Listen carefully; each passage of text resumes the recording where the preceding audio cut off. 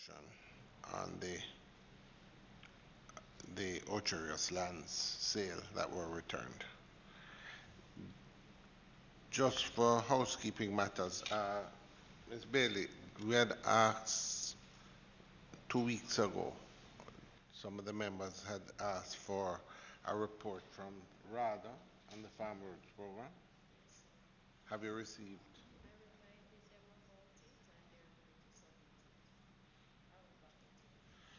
All right, members, I know you had wanted to see the list of farm roads. As we know, the budget had been cut substantially, and so they had asked that the list we had gotten initially had been changed, and we had asked for it, yes, and reduced. So we've asked them to send it. Could you send a reminder by the committee members? I'm sure they should be able to give us the list by Friday. I think the minister is speaking today, so he may actually say something, but in the absence of that, or even with that, could we get the list? And if we can send it out, whether or not, yes. If we can get it by Friday, it will allow us to determine whether or not, because I don't think we have anybody scheduled for next week. So in the absence of that. All right, so with that, we move to today's agenda. I apologize for the late meeting, but we got a number of documents this morning and just took a chance to look over them from both entities.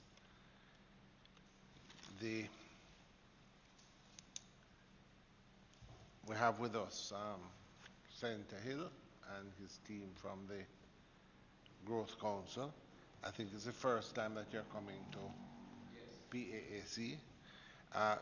Well, I think our discussion is really a basic one. What we really wanted, the Economic Growth Council, when it was set up in 2016, it's something that we all thought, or we think is an excellent concept. There's a private sector government driver of economic growth. We've had different iterations of it, but this Growth Council was fairly novel, chaired by one of our major entrepreneurs, Mr. Michael Luchin. And they had meetings with both the government, opposition, and and there was a great buy-in. I myself have attended a number of the meetings. The Planning Institute had put in place some targets for growth over the 4 to 5 year period that were somewhere around 2.5 to 3% growth. And the Growth Council had indicated that there were certain things that, if done properly, we could set an aspirational target of maybe 5% growth in 4 years, and something which we all thought would have been a real positive for Jamaica. The council has been operating over this period of time, and we thought it was important for us to sit down, find out how the council operates. I'm not quite certain the parameters of it. Again, economic growth was a major pillar of the government's policy. As a matter of fact, it set up a Ministry of Economic Growth and Job Creation, and within that framework sits the Economic Growth Council. So I think I'll turn it over to you to introduce your team and for you to sort of give us a idea of, how we have gone. We obviously, as part of our remit, look into the budgets, how everything comes together. So we'd really like to just get a good idea from our perspective what it is, what has happened, and what the challenges are. Just to let you know, members, that in our discussions we had invited the Planning Institute to come back today, because just to give you the framework of this, over the last, as I said, there's an aspirational growth of 5%. But what has happened is that we're not realizing anything near to that.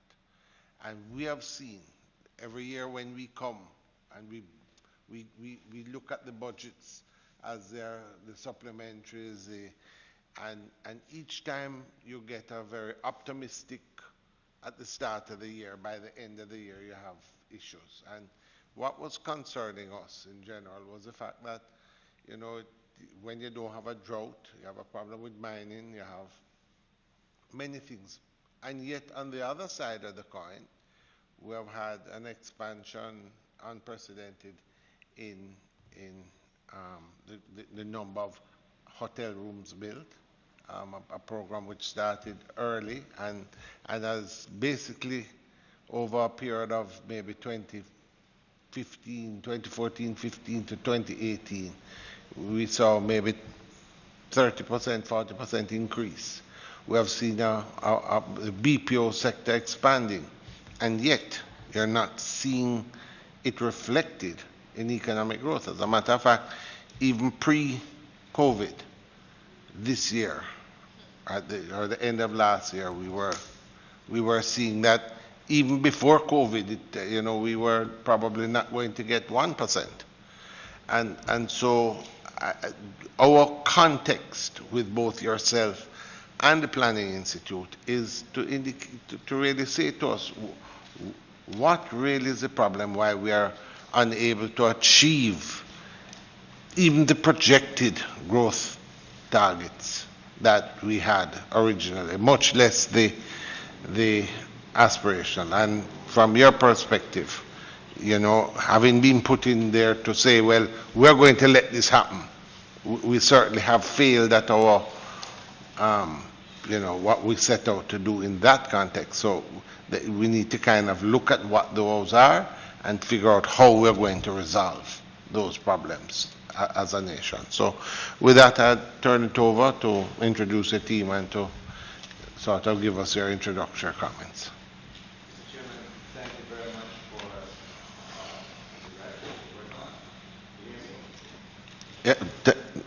much for Well, pull the other one as well. It should be.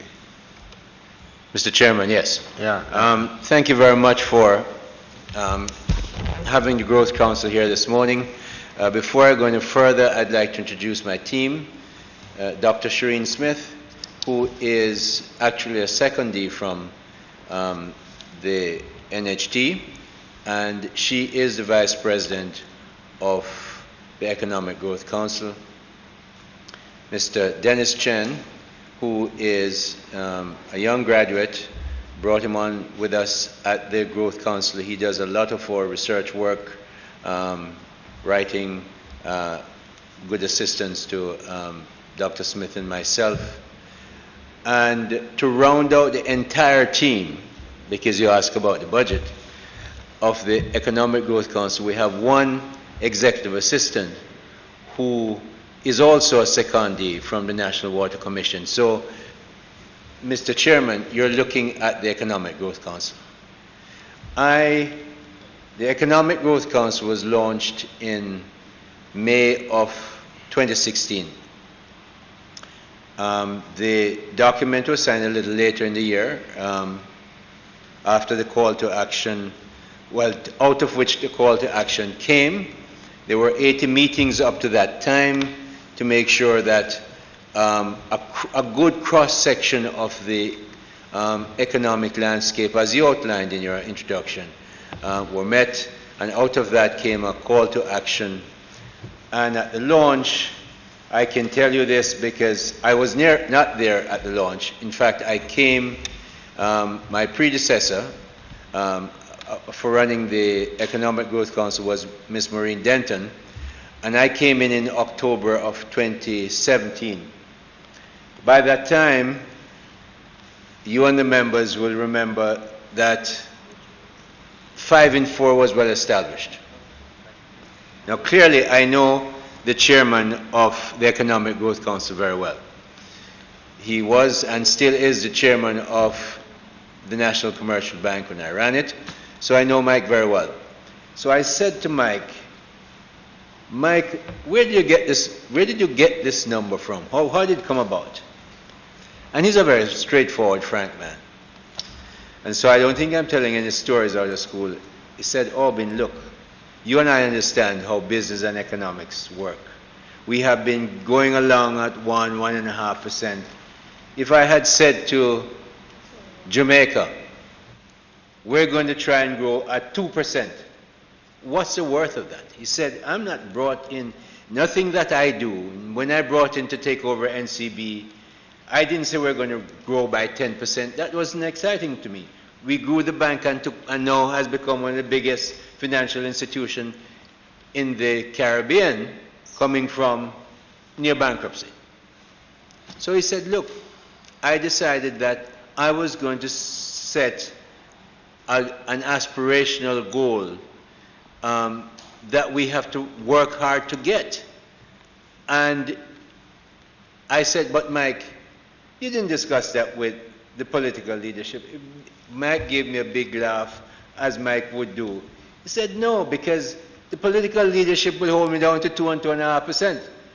So, my words now, Mr. Chairman.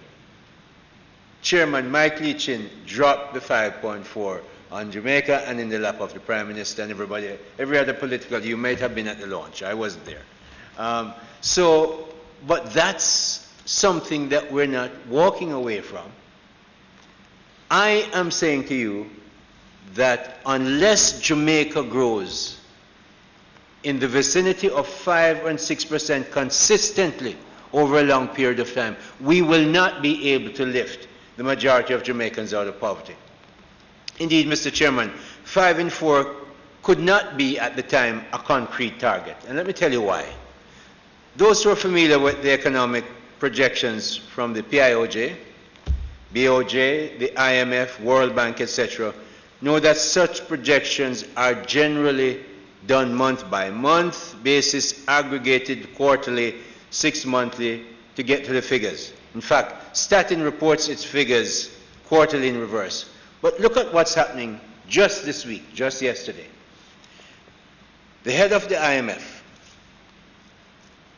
in April gave a projection that the world economy will fall by 5.2%.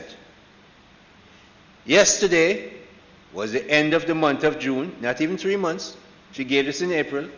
End of June, she came back and said, no. It's going to fall by 9.4%. Now, Mr. Chairman, you know, because you were in the government when you were dealing with the IMF and we came in later on, you know the kind of experts and economists and statisticians they have. And when you're looking at the economy, you can't predict exactly how it will go.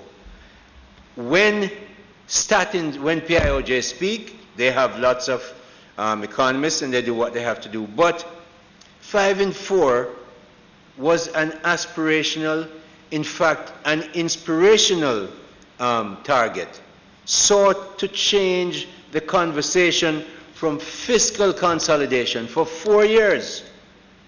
It was the mantra of the country. You have to do fiscal consolidation to get your debt in good order, and that was something when I was writing as a journalist at that time, as a columnist at that time rather, I supported. We had to, our debt was out of control. So fiscal consolidation is what you heard all the time. When the Growth Council came in, the Growth Council said, look, we're at the stage where we're getting that debt under control, but if we don't grow, you're going to die because you can't keep taxing people to pay debt and don't grow. So the conversation was changed. And Mr. Chairman, I give it to you. It's a deep desire to seek and require certainty. You see it every day with COVID. They're asking Dr. Fauci, they're asking our CMO, our minister, what are we going to do? How many deaths we're going to have? I mean, and we know who controls debts. And as far as I know, no minister or politician or doctor they get that job yet. And nobody going to get that job. It's only God to deal with that. So, unless, of course, there are extraordinary, extraneous circumstances.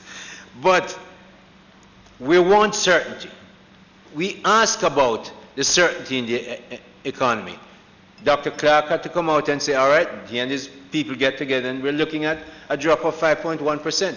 But it's not absolutely certain. I hope it is 2.1 and don't get to 6.1.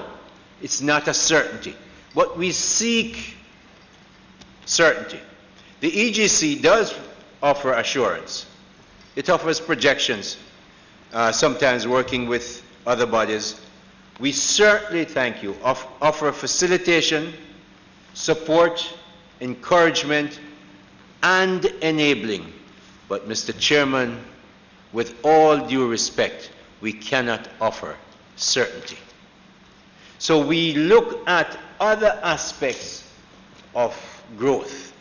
And I want to just, in the report that you got, and only this morning, so I know you haven't had the time to go through it, but I feel when I came to the Economic Growth Council, as I said in October of 2017, I looked at the landscape, I looked at what we had done, I looked at what I know about how economies work, and I sat down and crafted this that I shared and agreed with the chairman, Mr. Lichin.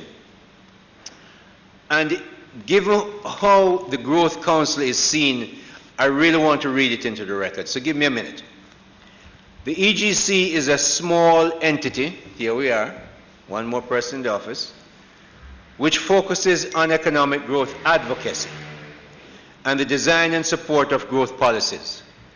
The EGC functions under the Ministry of Economic Growth and Job Creation.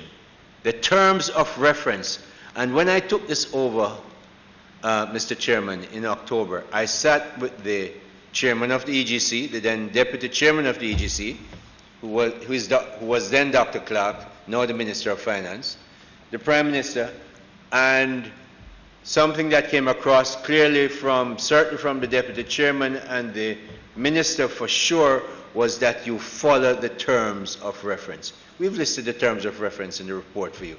And it's important that I say that as I read this, the terms of reference of the EGC issued by the Cabinet ensures that the EGC achieves its growth, facilitation, advocacy and support and enabling and policy design goals and objectives through close collaboration with the Government of Jamaica ministries, departments and agencies and private sector bodies and firms. This is key. The EGC is not an implementer of growth strategies, nor is it tasked with the achievement of growth targets.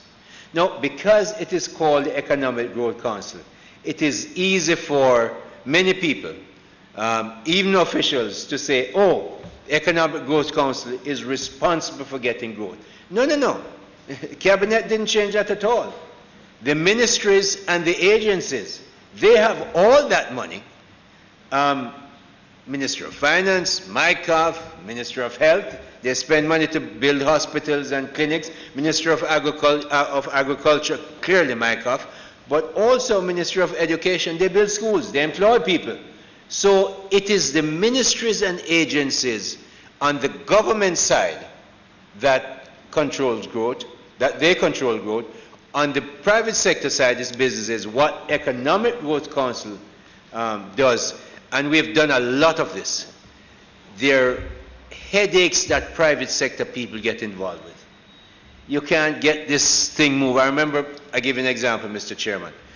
A hotel group from overseas and local investors have this hotel plan for years. They have been trying to get the titles for 30 years. I tell you no lie. And the man is not without influence. It's a whole heap of land. When you have that lot of land, you have influence. Couldn't get it done. So one of the prospective investors called us in. We looked at it. They made their submission to the right offices. We talked to the PS, and I remember calling the Attorney General on the phone. It must have been on a Friday, I think, and she was in London in government business. She answered the phone, and I said, no, the matter has gone through the PS, through wherever it must go, in LA, and it's now on your desk. Not her desk exactly, but at the chambers. And she said, all right, look into it. I told her what the names were, and quick o'clock, we were able to get this going. Now, why do we do that, Mr. Chairman? That's not how I believe government should work, which is why when I come to the end of my presentation and talk about how we're pivoting to look at 5 main areas, digitizing the government is one. Because you don't want to have how many people can call the Attorney General, and if they were able to, how many could she attend to? You can't do it that way. It was big and special, so you can. But you really want every ordinary person from Westmoreland and St. Elizabeth and St. Anne to talk, to be able to get their stuff done digitally, and therefore not necessarily need the influence that the EGC can offer sometime. But until then, we do get involved in that kind of interface, enabling, supporting, facilitating the business of business to get going. I want to talk, you raised the issue, Mr. Chairman, rightly, about the fact that, yes, the talk has been from the EGC about working to achieve 5 and 4. Of course, we're now past 4 years and we haven't achieved 5%. But I want us to look at the temptation, as I gave the example before on the IMF, is to look at that number. The IMF say, oh, we're going to not grow by 5.2%. Month and a half later, they change it to 9.4%. But there are facets of growth that are fantastic to recognize during the period that we have been looking, and we have been working with all the ministries. So many of them we know. Some of the bigger, broader pictures I'll just give for you. Thank you. Because we talk about growth, and in the discussion of growth, we talk about poverty and prosperity.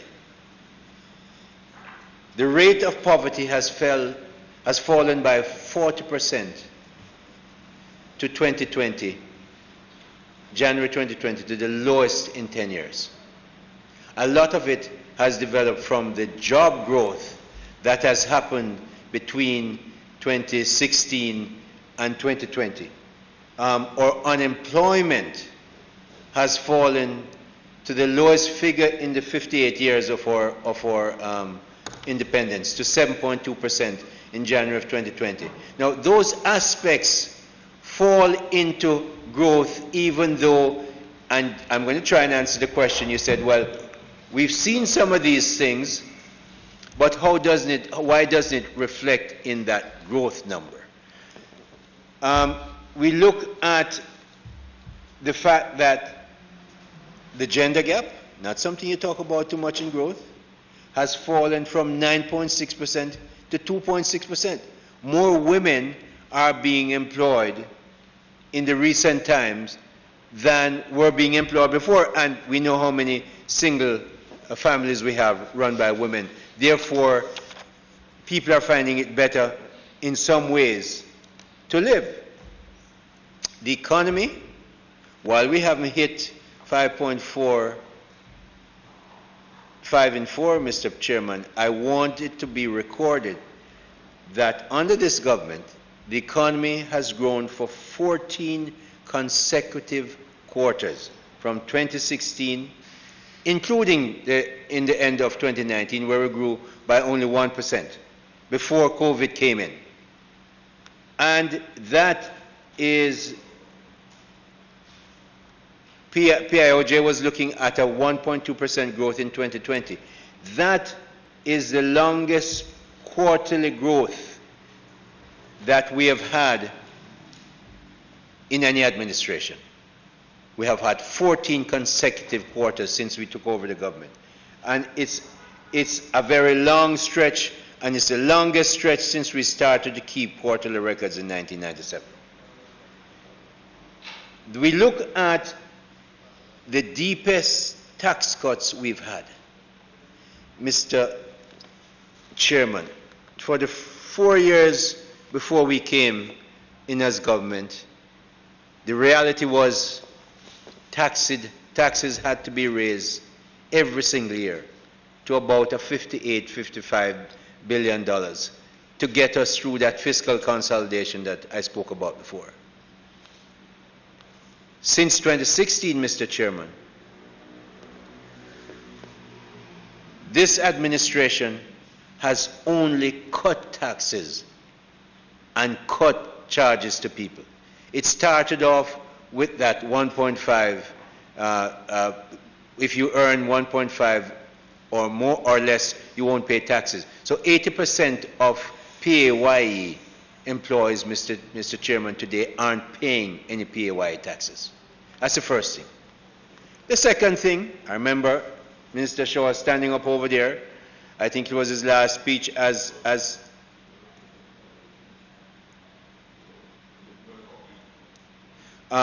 Mr. Shaw stood over there, I think his last speech as finance minister, and he held up that pink paper and said, no new taxes. In a time when we're going through what we did. And all through that time, we increased the net international reserve by $1 billion US. So not only did we give back taxes, cut taxes, but then again, the last time, last year, Minister Clark came in and he cut $14.5 billion in taxes. Some of it going back for transfer tax, for stamp duty, all going back to make sure you encourage the economy to grow. So while we have met the 5.4, there are facets of growth that are so clear that there is that you have met the 5.4 when you haven't grown for 40 years is a tough one. It's not something we're residing from. That's something, as I said before, Mr. Chairman, we have to do if we're going to take Jamaicans out of poverty. 5 or 6% is what we're going to have to get to. We haven't gotten through it this year. COVID is slowing us down, but we cannot stop. We have to get there because all through this period, we saw our credit rating being done by Standard & Poor, the rest by Moody's for the best credit rating in 20 years, and by Standard & Poor's in 10 years. So right through this 4-year period, our inflation has been under control and even going down, and we have done something else. We have socialized wealth. We have taken to market, Mr. Chairman, 2 of our biggest government-owned entities, Wigton and the Trans-Jamaica Highway, where upwards of 30,000 people have become shareholders in those entities. Remember now, equity is a long-term vision, so the shares will go up and down. And I know your members are going to want to ask questions, so I'm going to end with what I think is, and I'll answer the questions later on. I'm going to ask the clerk to give you and your members these reports for me. The attendant, would you please? And I'm going to end with the stock market, Mr. Chairman, on this part of my report. We've had the privilege in a small country to have the stock market achieve and recognized by Bloomberg. What you have in your hand, what is coming to you, is actually prepared by Bloomberg. So it's very recognized, and it's not the first time. Bloomberg has rated us to be one of the best stock markets in the past 5 years, and for 2 out of those years we were the best in the world, taking on the US, Germany, Thailand, everybody else. Now, that means, Mr.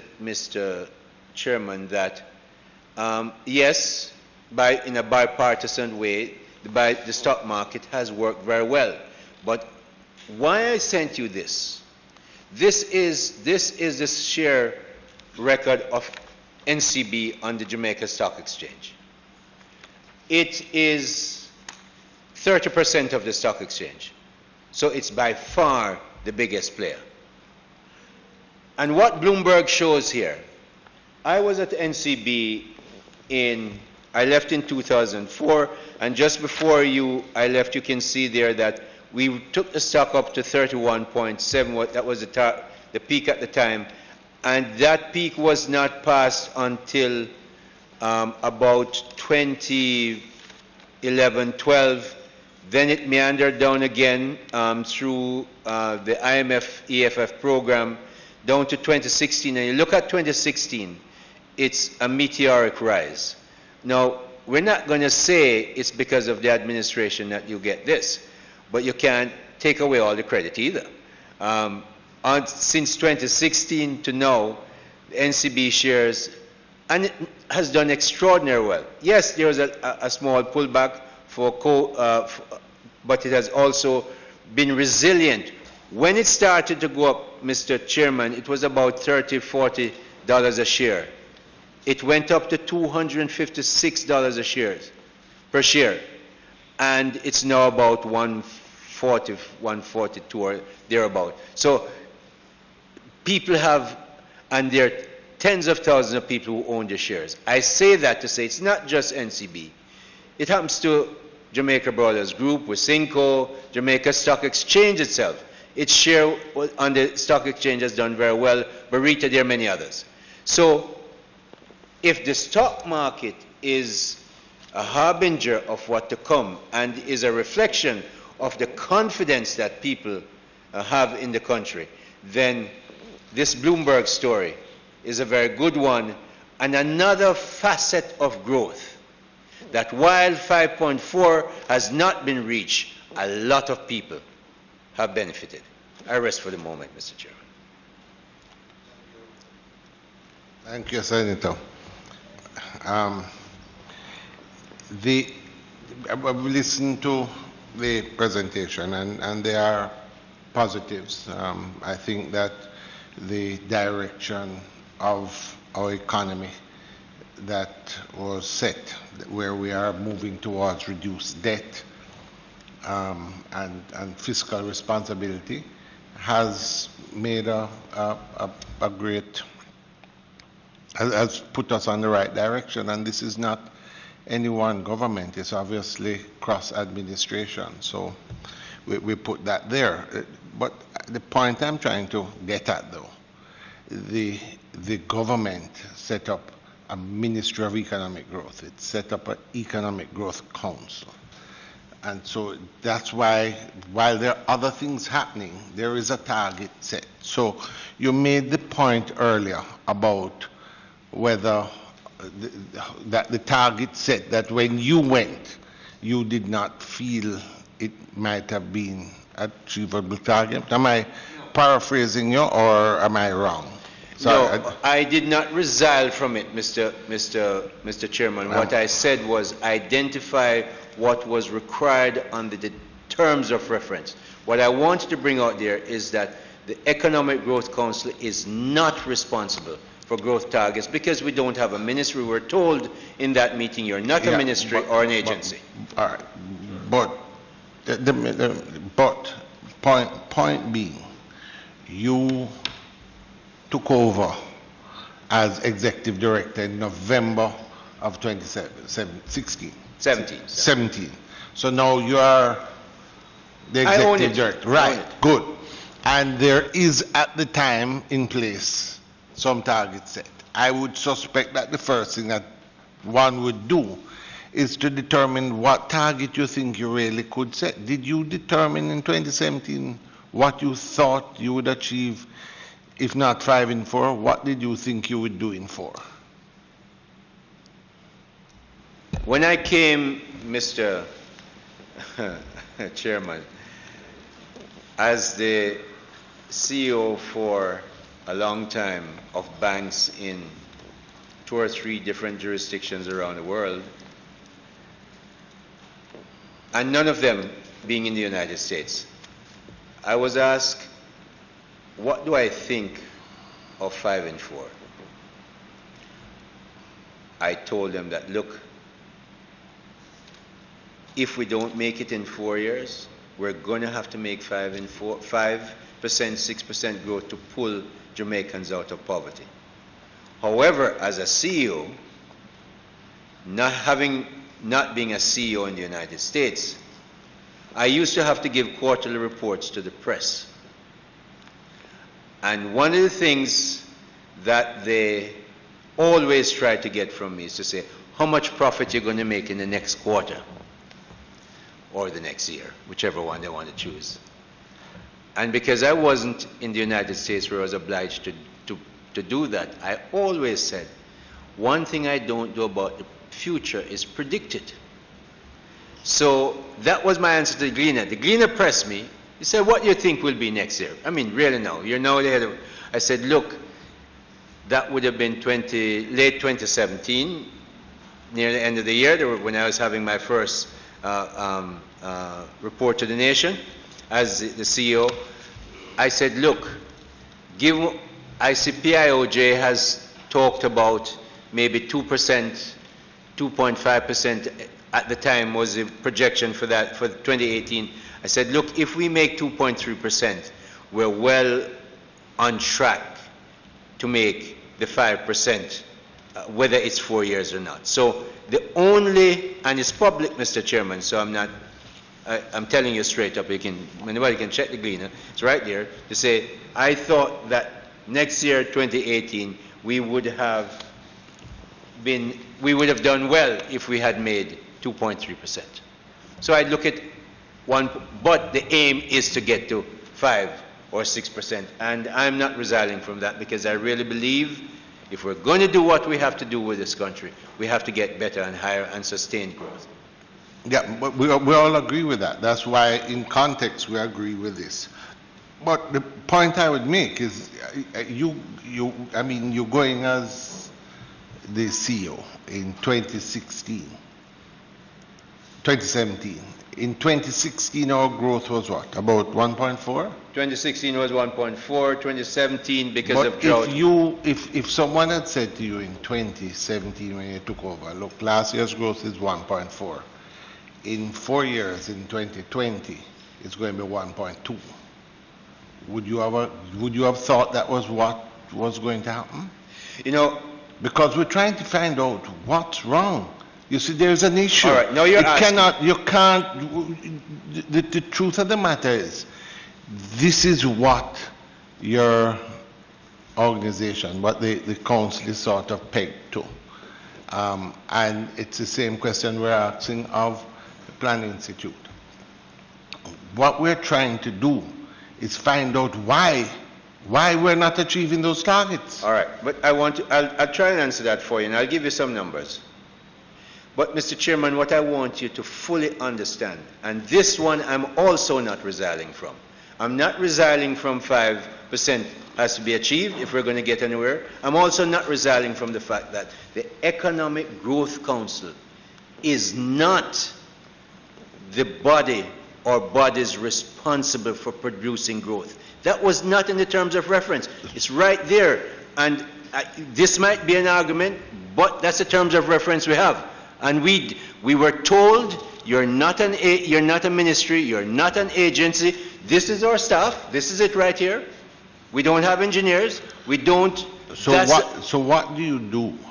All right. So let me answer the subsidiary question you had about why we haven't been doing it. In the second quarter of 2016, we made a quarterly growth of 2.4%. In that quarter, Mr. Chairman, agriculture grew by 28%. It has never grown by 28% since then. In fact, the next year, not drought, but rain wiped out agriculture, as you remember, which is really, you laugh because I laugh, because in Jamaica it's drought that kill you in agriculture. I see members from Southeast St. Elizabeth, where I'm from. I know you're from Westmoreland. Rain is not how you look at what kills growth. Rain produces growth in agriculture, except that in 27, it wiped out agriculture. So agriculture dropped to, if we grew 3 or 4% in most of those quarters of 2017, we're lucky. Therefore, dropping from 28 to 3 or 4% in agriculture, it wiped out how you're going to grow, which was a signal to us at the Economic Growth Council. If anybody didn't know how important agriculture is, COVID is bringing that back to us again all over. But I'm telling you, then you move into 2018, Mr. Chairman. We had all, and you remember, because you were in government at the time when GISCO came, the plans that everybody had for GISCO and where it was going to go. Well, aluminium price went south. Things had to change. GISCO locked down the plant. A huge portion of your economy just went belly up overnight. Those things happened to you. And while, if we didn't have the infrastructure spend that we have had, we would have been in desperate stage. So, Mr. Chairman, and I'm going to stop because I know questions have to be asked. When I come to where we're going and how we see us helping growth in the future, we're going to have to address those issues so that we mitigate against those kind of almost catastrophic fall in growth without even having a catastrophe like a hurricane outright or even COVID now. Let me stop there. Yes, I was just going to ask a question. What was the growth during that period in our region, not just Jamaica, but in the region?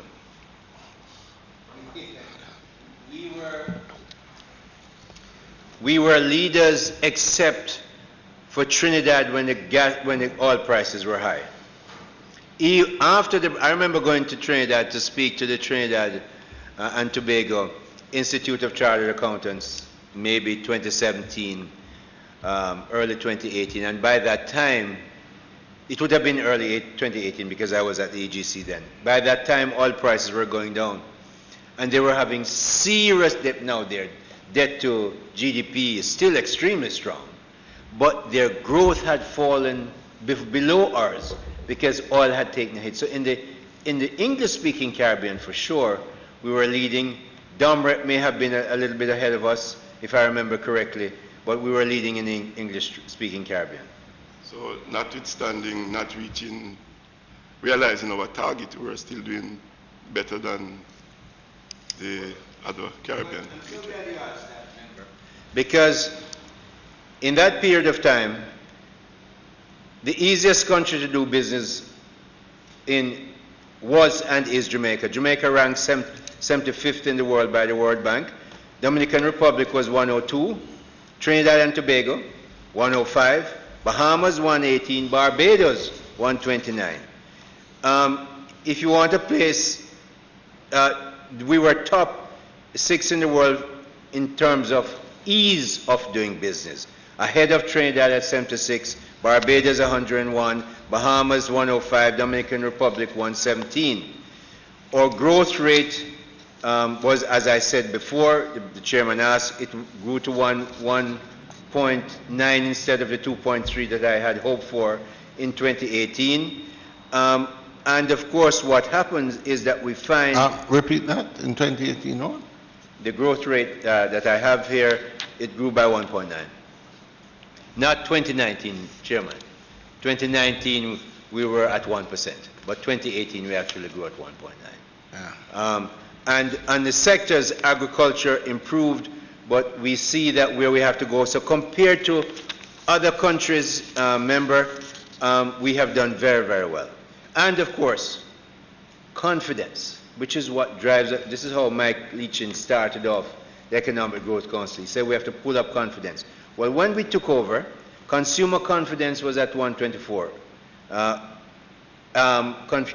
Consumer confidence in 2019 was 183, off the chart, before COVID.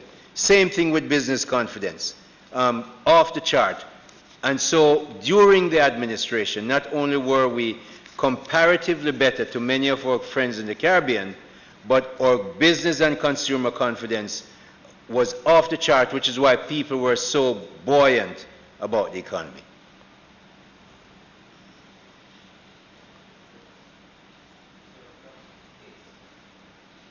Thank you, Chairman. Senator, good to see you again. Always good to see you, MP. Senator, when I listen to you, it reminds me of, I'm from Portmore side.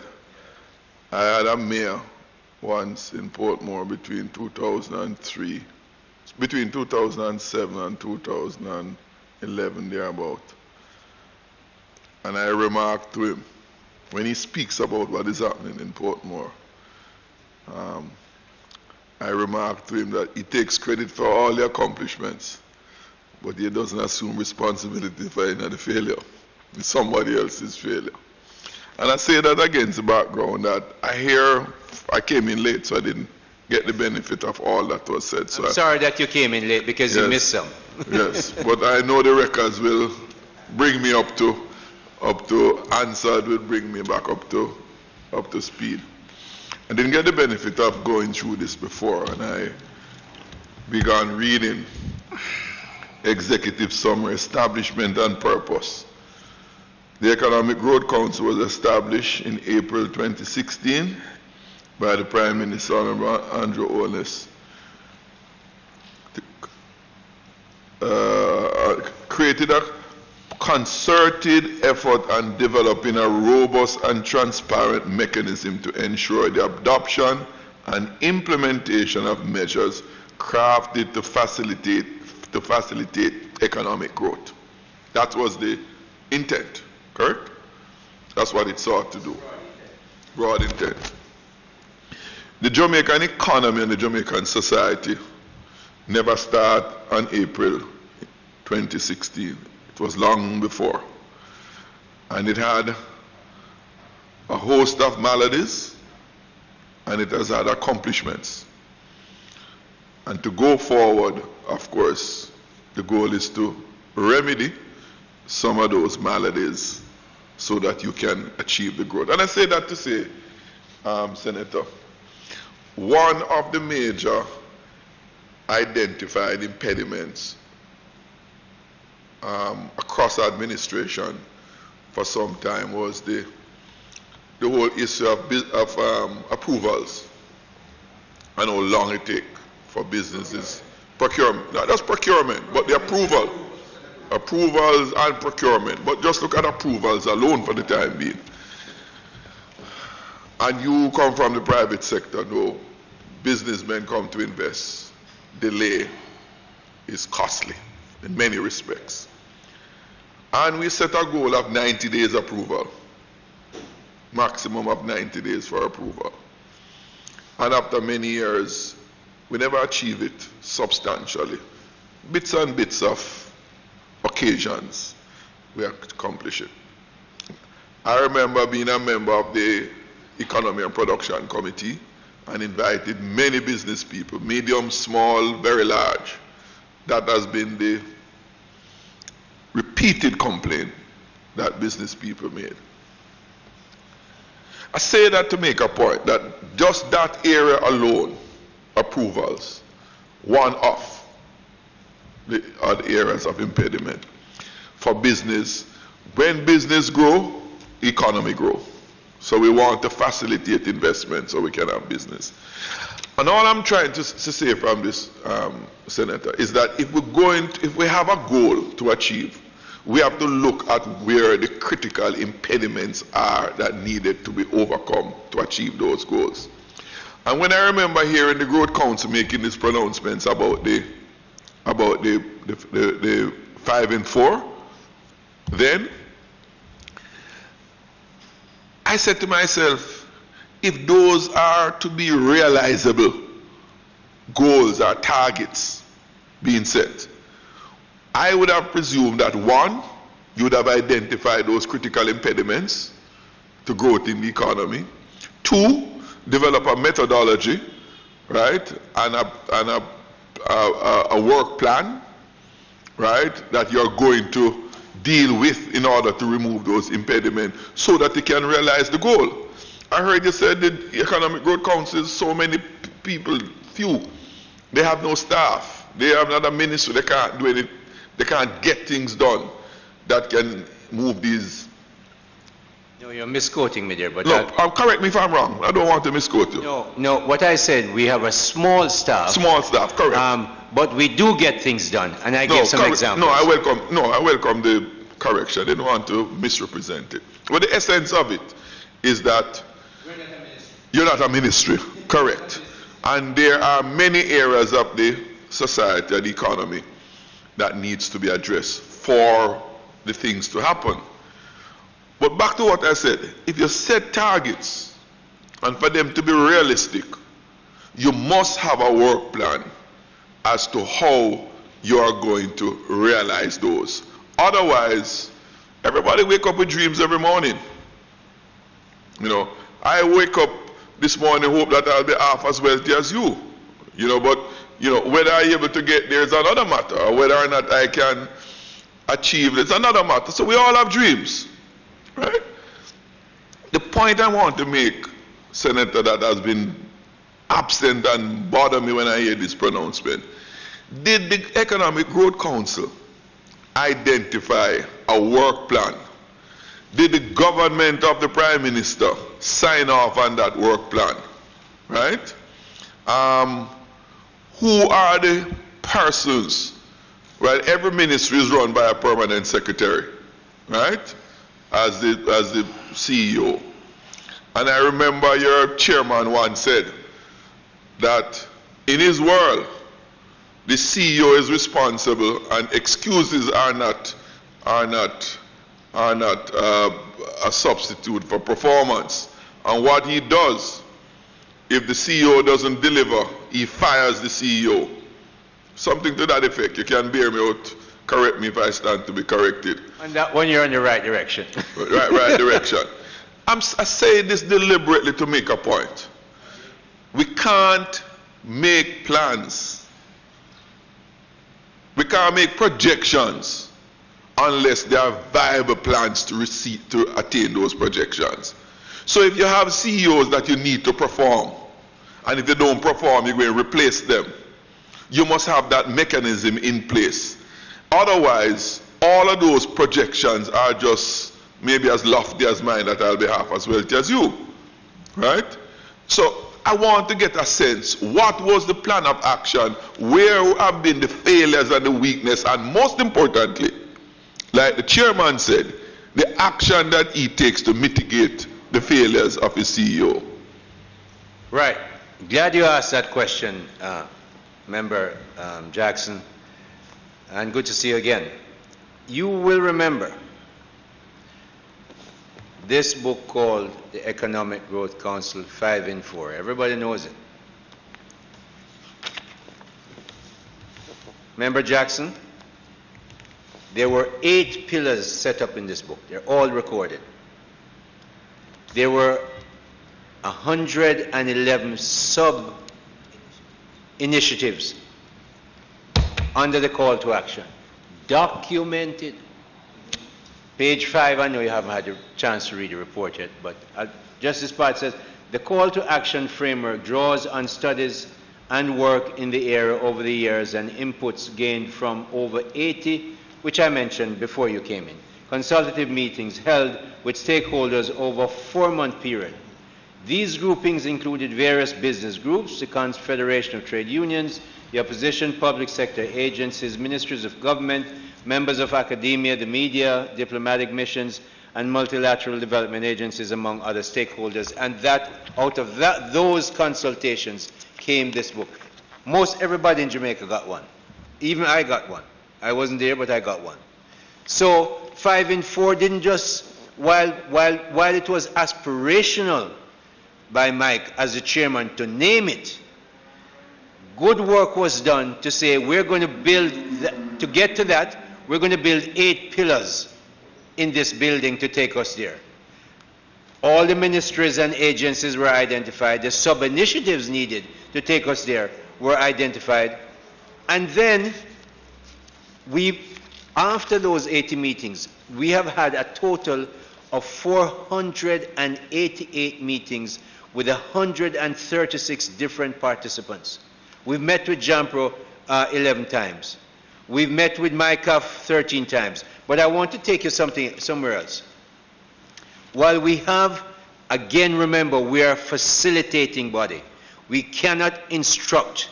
We cannot, you have to be patient with me, Member Jackson, because if we don't get this, we're always going to say, but you should do.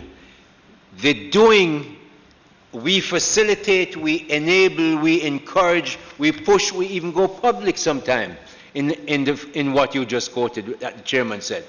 But we even narrowed that down to a plan. I'm going to ask you to go to page 6 of your report. Before you ask me to go there, the core question that I asked you, Senator, yes, and you elaborated on the plan that was developed. The plan wasn't some esoteric plan. It was towards achieving 5 in 4. Right? I never heard in 2016 that 5 in 4 was aspirational. I heard it later on. I heard that this was the target. Yes, I heard that. It was midway down the road when it was the achievement of it became an obvious fleeting illusion that it now got translated by the Prime Minister into an aspirational target and not a real target. But be that as it may, but you know, the Prime Minister have a disposition to just twist things sometimes. So the real target became aspirational. But come back to your plan that you alluded to just now. You have a plan. You have some things that needed to be done. When the Ministry of Economic Growth and Job Creation was constructed in the form that it was and is, and many persons, including the opposition, complain about the size of the ministry, what were we told? It was critical to have that construct in the way it is under the Prime Minister, because the first in Jamaica's history that a Prime Minister had so much ministerial portfolio. To the point where we stopped counting, at least about 6 major critical infrastructure, portfolio. That construct was critical to realize in the 5 in 4 goal. And they didn't want to go through all different ministries, so they consolidated all of those. The question I'm asking you, when you develop that plan that you spoke of, to be implemented, to achieve that real goal, non-aspirational but real goal, what was not done that ought to have been done by the minister in charge of those critical portfolios to achieve at the target that was set? Well, first of all, I can't. No, I asked Mr. Senator, not you. I can't answer that because I wasn't there. Chairman, I overheard the member. Mr. Chairman, of the matter. You can raise a point of order. It's your question. It's your question, so you can't raise a point of order. I raise a point of order. So just wait, let me raise my point of order, and then you can ask to come back to your question. Come on, member, you know better than that. No, Member Clark, address the chair, please. I am addressing you, sir, but I have to speak to him because address him through me. Yes. Mr. Chairman, you need to contain him. $300,000 that's your water. Okay. $300,000 water. Member Clark. Yes, the sir. best I can give he you made mention. He made mention. Mr. Chairman. Again, you have to contain him. And the best I can give you is I will try. I'll accept that for now. Mr. Chairman, all right. The fact that the member has gone on for more than 5 minutes trying to get one question out. In his deliberation a while ago, he spoke of the matter of the Prime Minister coming to twisting to say that it is inspirational. Then how is it that he's asking? Yes, you did. You said it. You said it, and we can go to Hansard for it. All right. Aspirational, you said. Fine. How is it now that he's asking the technocrat to tell us or to give us an answer for which he already answered, Mr. Chairman? And Mr. Chairman, if we have to use time. Remember, we have Parliament in another hour or two. Yes, and we have right? someone else. And therefore, you have to contain him. That the long speech we make, Mr. Chairman, is not necessary. Get to the point. But I know that my colleague here is trying desperately to score points, which he will never score, because guess what? Guess what? We are going on a pathway of moving Jamaica in a direction that the citizens are very happy about. Member Clark, I find it ironic that you're complaining about the length of time. Your point of order was longer than the question, but I do agree. Let us, member. I get back to Have you completed your question? I just want to say that you must disregard everything that this member said. That is his natural disposition to be distracted. So don't be distracted by it. Mr. Chairman, Yes. I've heard what Member Jackson said, and as I said before you came in, Member Jackson, what I actually said, 5 in 4 could not be a concrete target. Those who are familiar with economics, PIOJ, IMF, I don't want to repeat that, you weren't here, understand that you can't really predict the future. You have to work towards the future. And every year, Member Jackson, the IMF puts out a growth target for the world. You never hit it. Every year, the Treasury Department of the United States or the Congressional Budget Office will put out a growth target. But so let me not live there. It was, and what I wanted to say, was a stretched, and I said it's a very stretched aspirational target, very hard to reach, but very noble and worthwhile, and we're not residing from it. It might take a little longer than 4 years. But I want to answer your question. Go to page 6 for me in that report. It talks about a growth triangle. Did we have a plan how we look at growth? And I brought this with me when I came to the Economic Growth Council, but I had discussed this with others before. The growth triangle at the top, if you flip the page, you see the triangle clearer. Put the triangle in a bigger, so you can see it's water, housing, and energy. Housing is the word that we're using for construction. Those are 3 areas that, in our view, from the EGC, if you get right, you're going to get a lot of growth. Housing, we have gone down that road very well. The Prime Minister has built more houses in 1 year than anybody else in 4. So we build a whole heap of houses. But it's not enough in our view, Mr. Chairman. And so I want you to understand how the Growth Council thinks as well. Is that we're building all these houses in a tropical area where we get rain and we get sunlight. And we buy expensive oil from Saudi Arabia or United States or Venezuela, wherever we get it from. And we have sunlight up there. We need to change our policy. So we need to say, as we build houses, there must be 2 renewables you have. Me come from St. Elizabeth, Chairman, in the dry spot. Every house ask MP, we have a tank. All when people never have zinc house, them catch the water off of the thatch house and put it in the tank. Okay, and we, all through the drought, we farm with things and send it to Kingston. We have a different solution to that now because we need investment. I'll come to that later. But right now, we need to get our houses that are being built with 2 renewables and with solar. Why? Because we have one of the best, you measure solar by the global horizontal irradiance. We have one of the best GHI in the world. Germany has 2.4 and we have something like 6.7. We're not using it. So, law members, Mayor one of them in the Senate, we need to change our laws to say everybody who gives out a mortgage must including it 2 renewables. how you water catchment and storage, and renewable, and the mortgage must include it. I tell you why, Chairman. If you're building a house, you're a young person. My young colleague here from university. I'll change my hand, the direction. A young person. You're a young person. I'll accept it. Absolutely. And I didn't point in your direction. I did point in the chairman's As I direction. say, everything is relative. So that young person who wants to buy their first house, them get the money together somewhere between, let's say, $7 and $10 million. Them scrape up from auntie and uncle and mortgage company and everybody. But to put on solar and water catchment, Mr. Chairman, you're going to need another $1.5 to $2 million. Him can't do it. So you know what to do?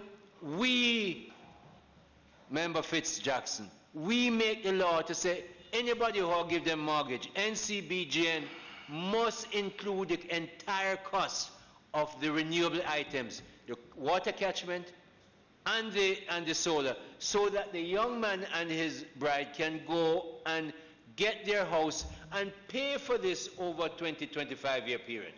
We need to change that. So that's there in the blurb at the top. Now look across there for me. Grow agriculture, grow energy. Energy is in the triangle. Grow water in the triangle. Mr. Chairman, let me tell you how much money. This year we're spending over $8 billion at NWC to put in water infrastructure and repair things. That's a lot of money. No, we're moving very fast to making sure we pump our water. The biggest cost we have at NWC is the bill we pay JPS. So we need to get all that into renewable. But it has to come from this place in Parliament. So I am now taking it to you, Member Jackson, to say work with us to make sure we make those changes. But no, Senator, laws are passed in this Parliament by the majority in this Parliament. The government has the majority. So, and all that has to happen for those laws for which you speak to be passed is for them to be brought here.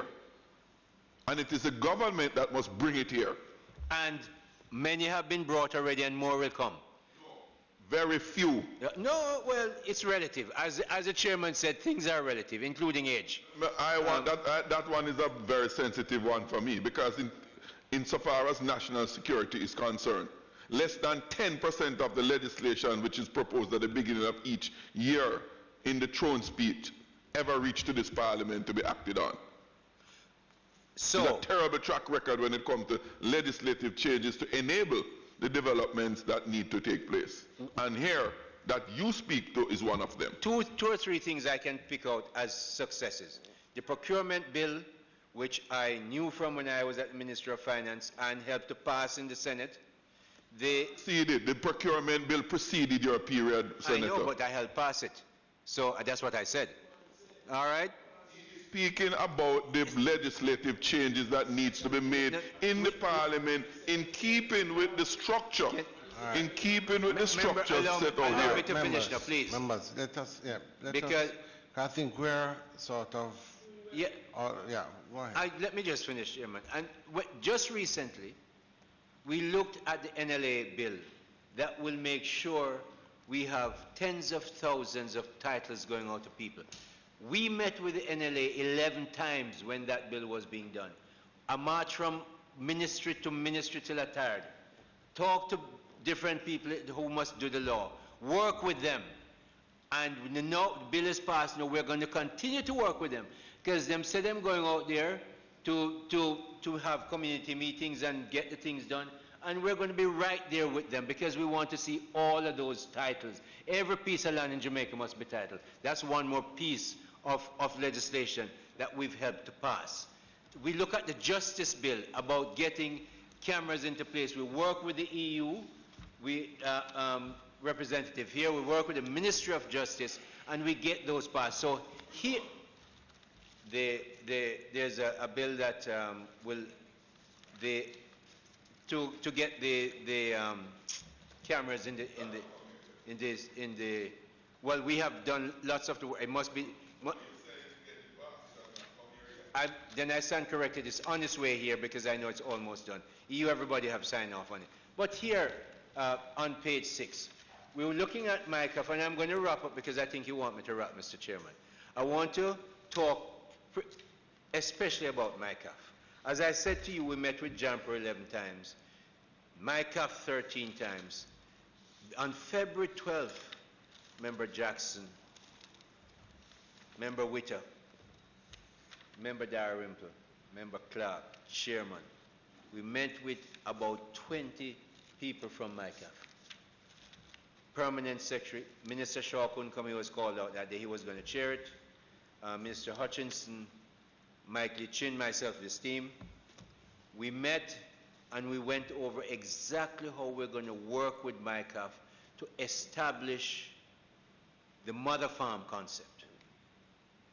Mother farm has been talked about. I'm going to declare, I'm on the board of Jamaica Brothers Group. Jamaica Brothers Group and Caribbean Brothers have been the best progenitors of the mother farm in Jamaica. What they do is, the man gets up his chicken house set up, and they give them the chicken, the feed, the monitoring every week, but they give them one important thing, members. They give them a market. They know what their chicken is going to sell for. What we don't have in St. Elizabeth, Member Clark, Member Witter, is that we don't know, the man doesn't know how much his tomato is going to sell for. We need a mother farm, as Michael Lee Chin has set up in Bernard Lodge, Innswood, sorry, in Innswood, in St. Catherine, in Innswood, and where he now has 2,850 or so acres, where he's going to plant, about 350 has been planted, about to reap. But we have, when I helped to organize Minister Shaw's trip to Israel as Minister of MICAF. And coming out of that, the Israeli government offered to train our farmers and pay them while on training, and offered us a PhD student to train in Israel. Well, we have 15 from case in Israel for many, many months now, maybe come near to a year. When they come back, Mike has committed to give them a minimum of 20 acres of land with all the working capital to establish themselves as farmers. Why is he doing that? He runs the biggest bank in the country and holds up investments all over the world. Because he wants to show people that farming can work, done properly. So he brought in an Israeli manager. Jamaicans are there working it and making it work. The model farm, Mr. Chairman, in the time of COVID, is the key to go, because small farmers don't always have the money. We have to look after ourselves and stop spending that $1 billion or so a year to buy food, grow most of it here to feed our tourists when they come, and get Jamaicans employed in farming and agro-processing. This is why we're so big on the model farm. We looked at the titles. There's 3 other stuff that we've looked at. One of them is digitizing, and we pivoted to those things. If we don't digitize this country, we cannot grow, because we don't have the size of China. We don't have the number of people of Russia and the United States and China. Therefore, we have to be smarter, like Singapore and Rwanda, in order to grow. And that's why one of the 5 pivots near the end of the presentation, members, are those things that I just mentioned. And finally, I came in to see them spending $20 million a year on the budget. We cut it to less than half. See, we get all that work done, and every quarter we give a report to the nation, completely transparent. Before you go, I'm trying to, yes. You know, I understand the wide conversation, and we have talked of housing, agriculture, all elements of growth. But I'm still not certain. Look, the reason why we have invited you here is a core problem. And I think that we keep straying off the problem and we're not really looking at it. And while you were talking, I just asked the consultant to bring some figures. You narrowed this discussion into one of what this administration is doing. At one point, you know, that there are positives and a lot of that discussion. Look, this process of a sort of an economic restructuring started probably 2013, 2014. There was a process that we went through to set the economy on a trend where we were bringing down our debt to GDP, where we were getting a sort of fiscal consolidation, where we were putting our house in order to allow for growth and other things.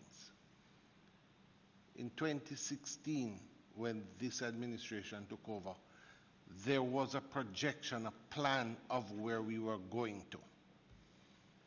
That plan that was in place was deemed not to be enough, that the focus of the administration would be on economic growth. It set up a ministry to deal with it, and it set up in the ministry a council that would look at the issues and try and clear all the red tape so that we would get even greater growth than we projected. So what I did was I just asked to pull the fiscal policy interim report that came in 2015 and 2016. One in 2015 and one in October 2016. And they're basically the same. The projection for growth was 2015-16, 1.4%. 2016-17, 2%. 2017-18, 2.5%. 2018-19, 2.5%. 2019-2020, 2.7%. These were projections made by one administration looking forward in 2015 and another one in 2016. The last 2 years, instead of 2.5 and 2.7, we've had 1 and 1.2. You are basically the SAR of the Economic Growth Council. Something is wrong. We've gotten half of the growth that we projected 4 years ago. Instead of 5 and 4, we've gotten half of what was originally projected, not even the aspirational. So our question to you is why? What went wrong that we have arrived at where we are today? That's the question, and we're going off on every side road without addressing that there is an issue. The growth up to COVID of this year was what, 1.2%? About. Projected was 2.7% when the administration took over. Something went wrong. Am I right? Well, what I'm saying to you, Mr. Chairman, is I try to outline to you that, yes, you can look at that number, but you really have to also I can look at which number? The numbers that you have projected. This is from the Planning Institute of Jamaica. These are presented by the Ministry of Finance, both governments. But I'm not the same numbers. I'm not disagreeing. Not the same numbers, because clearly you didn't project for 2018. So the same body. Yes, the same they body, were projected. The same body. No, prepared. hold on. When you say I didn't project for 20, there are projections for 1, 2, 3, 5 years ahead for both of them. From the PIOJ. So the same body made the projection, which just says to you that the technocrats, in good faith, with the best data they have, made those projections, which only confirm what I said earlier, that the 5 and 4 could never be seen as concrete. I wasn't there. I'm holding it. But those numbers, Mr. Chairman, let's say why. I tried to explain why in 2017. When I looked at 2016 and what the growth in the second quarter was in agriculture and where that was at 2.4, that's a statement of fact. That's a starting number. What happened subsequently was when I said rain wiped out agriculture. Well, when agriculture falls from 28% to 3%, your growth is not going to happen. Yes. And in 2018, GISCO fall off the camp. which is a major part. When you look back at those numbers, what mining contributed, what agriculture, if we were able to hold together what we had in 2016, I have no doubt that those 2017, 2018 numbers would have held, because that's what the Planning Institute looked at. So my point is, what we would have expected is that you would say, look, we're hovering at 1% going across the board. We've had 1 year where we got 1.8. The fact of the matter is, there must be something. We are saying to both yourself and PIOJ, there must be something that you are bringing to the table to say to us that when you say to us, well, we have to get 5. We all agree, but it just don't seem like there's any real plan to get there. It's on page 6, on page 14, because, Mr. Chairman, again, I know... So the question is, over the last 4 years, what has not been done that you're going to do now? What has not been done that you're going to do now to make us reach 5?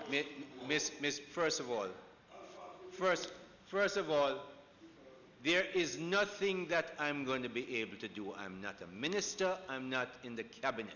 I want to say that over and over again. What I'm recommending and what I do speak to ministers. I do speak to PSs. What I'm recommending is on page 6 and page 14 to the end. You haven't been able to read the report, so I know it will take time. But it's all there. I've said, just a minute, Member Jackson. I've said there are 5 points that we look to pivot to, which we have outlined as requested in your letter for the report. On page 14. No, I know you haven't had the time to read it, but that's all right. We're here. We can come back talk about it. But we do have a view as to where it should go from the EGC. We do meet with our minister quarterly or more often, the chairman and myself. But the question is, why have we not done this over the 4 years?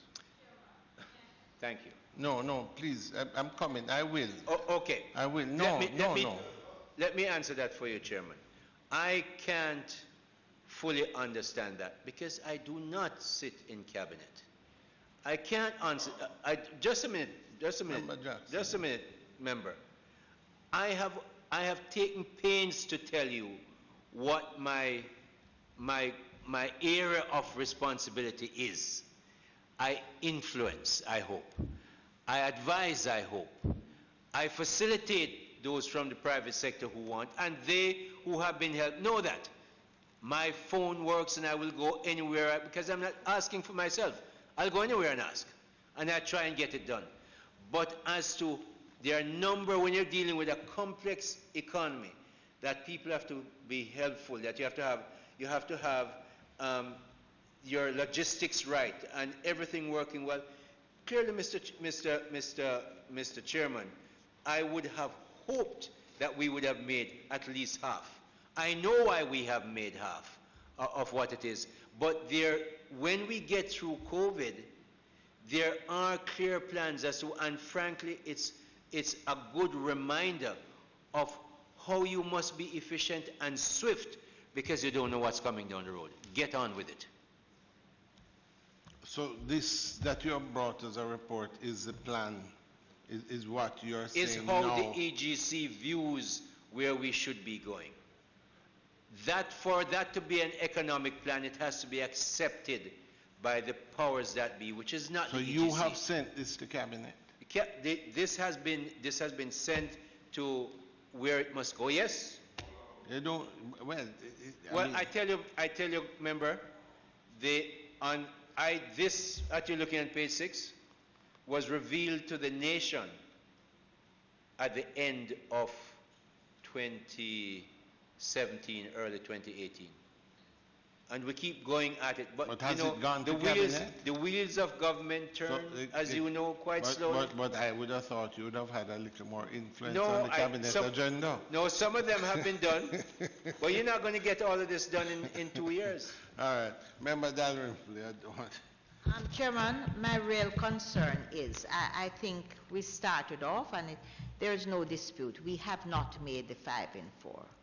We have No, to act. no, more to the point, we have not even made what we projected And of I agree with that. 2.7 at this Yes, point. and that is not debatable, and I don't hear the chairman trying to debate that. But we live in a country where there have been situations that have existed for more than years, generations.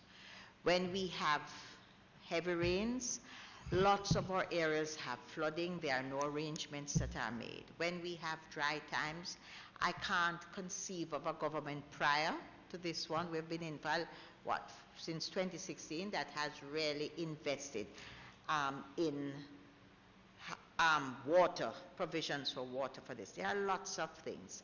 But I think we can all agree from the records that have been before this Parliament and the reports that have been made by various agencies that business, private sector business consumer confidence has been high prior to the COVID pandemic. And that doesn't happen if we're not moving in the right direction. And I agree with you when you say that we have not achieved, but to really ask the technocrat why he has not achieved when in fact he has to implement the policies, he has to send it, and I think it has been made abundantly clear. I know of situations from both sides of the aisle. When your side was in government, I know of situations right now where my thing. Policies have been set forth, have been announced in the Parliament, and it has taken years and years for it to go through the process to become something. I could call off one right at the top of my mouth right now. The policy has been agreed on, it has been enunciated. It is for the technocrats, it is for the agencies, it's for the government to complement. And what I see from the Economic Growth Council, we are here as a PAC to look to see how taxpayers' money is being sent. Is there wastage? Do we have a lot? We don't have that with this thing. There's a small group, they're holding it tight, they haven't achieved, but I always remember that Rome was not built in a day. And yes, remember prior to the pandemic, this government also had reached to the point where we were free of the IMF too. We have followed the policies, we have worked with the people of this country, and I think it is generally agreed. I hear it from your side of the aisle when members stand up that we have done some amazing things that has put, yes we have, and you have all agreed in some of your ages. I think that's everything is not perfect. I think it's an everything echo is you're not hearing. perfect. Everything is not perfect, Yes. Chairman, it doesn't. No, So I but- would like, it's now what? 12:26, we have people outside. I don't think the chairman Absolutely. can answer any more than what he has Absolutely. said. And I on know your you latter have point- belabored the point, On and the- I'm on the sure latter the point. press has got it. What has gone wrong? Nothing hasn't gone wrong. They have it there. We're working on it, and with time, it will happen. Just on another point, and we are closing. We are closing. The council, the members of the council, it falls within the Ministry of Economic Growth, and it's funded. Say the salaries and so forth are funded by government. Is it or is it what's the? Yeah, I don't know. Started off, Chairman. I said we actually have 2 paid members of staff Yeah. from the Economic Growth Council. Us. She is seconded from Okay. the NHT, and the administrative assistant is seconded from the NWC. But also So there, as paid as civil servants, in other words, is it payment, you- say like a permanent sector, like, is there a? truth is, Mr. Chairman, when I came in, I didn't even discuss salary. I said, whatever the person there had, give me, because I don't want any controversy. Because if I was going to change it, there was going to be controversy. I said, I don't care. Send it to me. And you have to ask whoever does that. But I want to say one thing. For the record, every 2 weeks, the chairman of the EGC comes here. He comes here with his plane and his and his helicopter, and not one of those personal expenses is paid by the government. So the EGC gets a largesse that is, it's a grant to the government every time the chairman comes here. What he answered you, Chairman, you mentioned about the staff and the secondment. Yes. One of NHT and one of NWC? Yes. So those persons are paid from those respective Yes, agencies? yes, yes. Okay. Not from the EGC. That's what I meant. Let me, I think maybe it's a good point for us to end. I will finish how we started. I think that the Economic Growth Council, in its conception and the work done by the chairman, as I said, we have met with him. He has certainly done a lot of work, and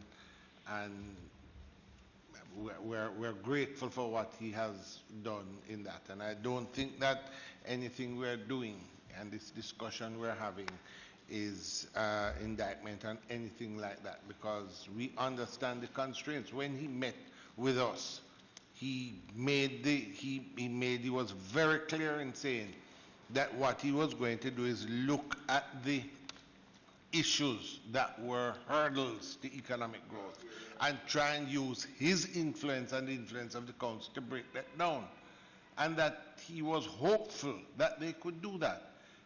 Our point is simply here that there's a saying, potential is what potential does. And in not arriving at it, what we have to look at is why. That is what are the hurdles? And which is what the report is. And he has seen that report. He's reviewed the report. And when you make a point to us that, you're putting these things, basically a lot of them are the same things that were discussed in 2016. No, I wouldn't say that. A lot of them. I'm just saying. So, well, not to reopen the discussion, but so I would thank you for coming. Normally you only meet on a Friday, yes. So there are no issues. But thank you and the team. They were noticeably quiet today, but thank you for all coming. Before we do that, members, we have UDC outside. Now it's 12:30. There's a sitting today. I'm proposing that we start with UDC. What is going to happen though is that we're going to have, by 1 o'clock, we're going to have the orderlies and the clerk and everybody coming and starting to harass us to vacate the chamber. I'm just seeking, well, you're sitting over there. it depends on how you view it. But are we in agreement that we would start today and reach where we can and then take it, or is it felt?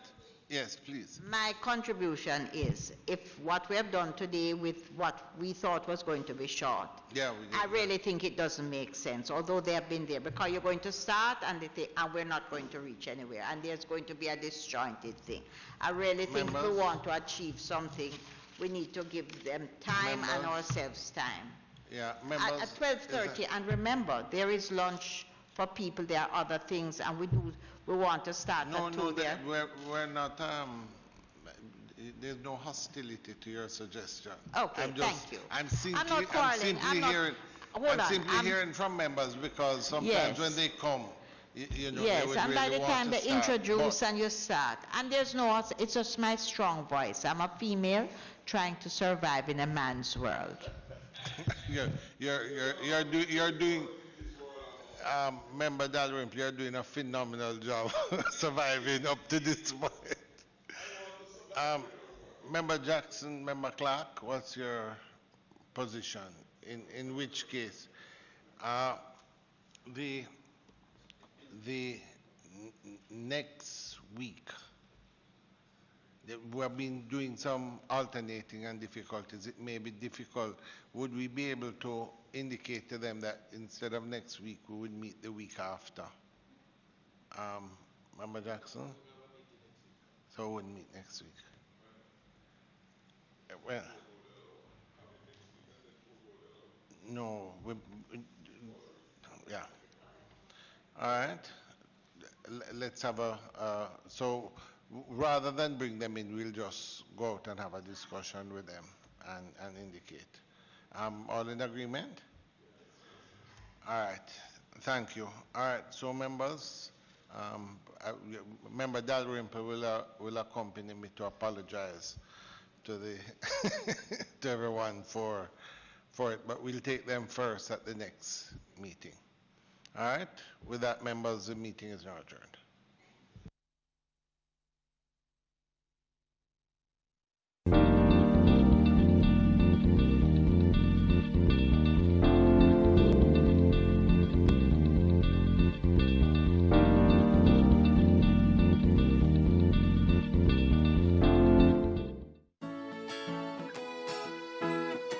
Crime is Jamaica's #1 threat. As we stay apart while working together to fight COVID-19, we must all live good and unite against crime and violence in Jamaica. Live good means talk it out, don't fight it out. We must live good to build a safe Jamaica. Stay home, stay safe, live good.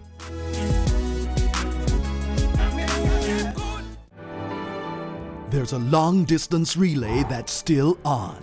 Many have taken it this far, each leg as important as the next, each challenge faced with determination. Now it's your turn to take the baton. People living with HIV and AIDS and those who are vulnerable need your commitment.